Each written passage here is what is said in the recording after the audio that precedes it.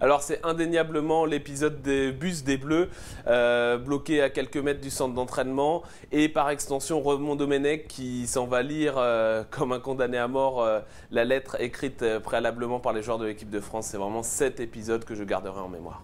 Pour moi, ce qui restera de l'image de ce mondial, c'est celle en finale de l'agression de Van Bommel sur Iniesta, parce que ça illustre à merveille, à mon avis, ce qu'avaient choisi les Pays-Bas, à savoir casser le jeu de l'Espagne, ne pas essayer de faire le jeu eux-mêmes, mais casser le football espagnol, qui est une référence du genre.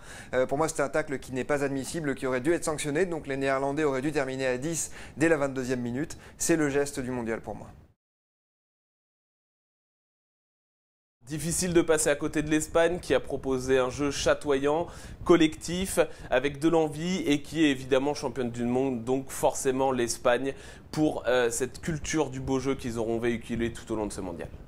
Je pense que l'équipe que l'on attendait le moins à pareille fête, c'est l'Allemagne, parce que l'Allemagne non seulement a été comme d'habitude présente au rendez-vous des 4 derniers, elle a été en demi-finale, mais en plus en jouant bien avec des joueurs très jeunes qui ont un immense avenir devant eux.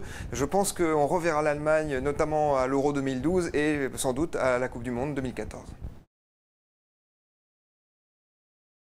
J'ai envie de dire le Cameroun de Paul Le Guen. On attendait énormément du Cameroun, l'équipe qui avait réussi jusqu'à présent le meilleur parcours d'une équipe africaine en Coupe du Monde. On attendait beaucoup de cette équipe, mais Paul Le Guen et Samuel Eto'o n'ont jamais su se montrer à la hauteur de l'événement. Ils ont dû laisser leur place au Ghana. Donc vraiment, la grosse déception sera pour moi le Cameroun. Le flop le plus marquant, évidemment, ce sont les champions du monde. Les Italiens ont été absolument inexistants au premier tour. Ils ne l'ont d'ailleurs pas passé. Et ils avaient une équipe vieillissante qui n'a évidemment pas d'avenir. Donc c'est cette équipe qu'il va falloir entièrement repenser, un petit peu comme la France d'ailleurs, et qui reste pour moi le flop de ce mondial.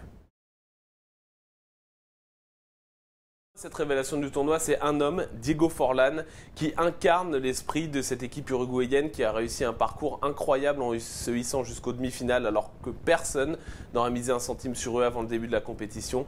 Quel panache, quel fou, quelle envie, c'est vraiment le beau jeu, donc Diego Forlán.